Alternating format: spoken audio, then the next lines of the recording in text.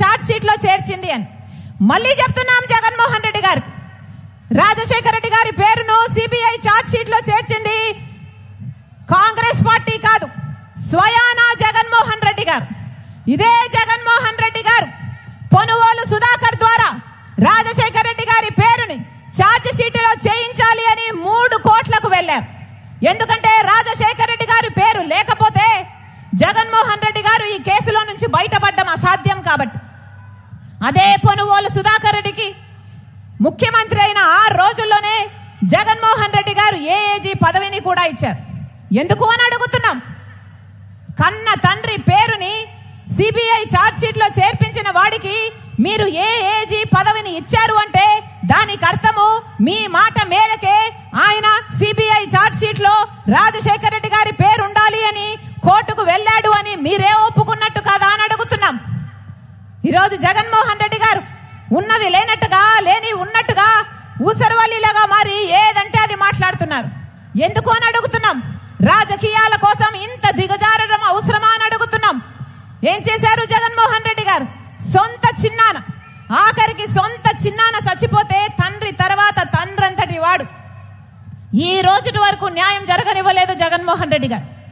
అన్నా, నేను రాజశేఖర రెడ్డి బిడ్డను, పులి కడుపున పులే పుడుతుంది, దేనికి భయపడేది కాదు రాజశేఖర రెడ్డి బిడ్డ. అలాగని అన్యాయం జరుగుతుంటే చూస్తూ ఊరుకునేది కూడా కాదు రాజశేఖర రెడ్డి బిడ్డ. ఈ రోజు అన్యాయం జరుగుతుంది కాబట్టి రాజశేఖర రెడ్డి బిడ్డ ఎదురు నిలబడింది.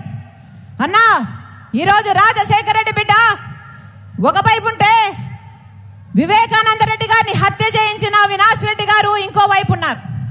ఒకవైపు న్యాయం ఉంది, ఒకవైపు నేరం ఉంది, ఒకవైపు ధర్మం ఉంది, ఇంకోవైపు డబ్బు అధికారం ఉంది. అన్నా మీరు ఏ వైపు? అన్నా మీరు ఏ వైపు? అన్నా మీరు ఏ వైపు? అన్నా మీరు ఏ వైపు? ప్రపంచమంతా చూస్తుంది. కడప ప్రజలు న్యాయం వైపు నిలబడతారా, నేరం వైపు నిలబడతారా అని.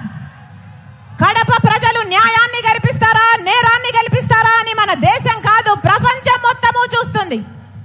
అందుకే ఈసారి ఎన్నికల్లో బుద్ధి చెప్పాల్సిన వాళ్ళకు బుద్ధి చెప్పండి, న్యాయం చేయాల్సిన వాళ్ళకు న్యాయం చేయాలని మీ రాజశేఖర రెడ్డి బిడ్డ ఇక్కడికి వచ్చిన ప్రతి అన్నను, ప్రతి తమ్ముణ్ణి, ప్రతి అక్కను, ప్రతి చెల్లిని శిరస్సు వంచి చేతులు జోడించి మనస్ఫూర్తిగా ప్రార్థిస్తుంది. మీకు మాటిస్తున్నా మీ ఎంపీ అభ్యర్థిగా నన్ను గెలిపించండి. ఈ రాజశేఖర రెడ్డి బిడ్డ మీ బిడ్డ అవుతుంది, మీ బలం అవుతుంది, మీ బాధ్యతను తన భుజాన వేసుకుంటుంది, మీ గొంతు అవుతుంది.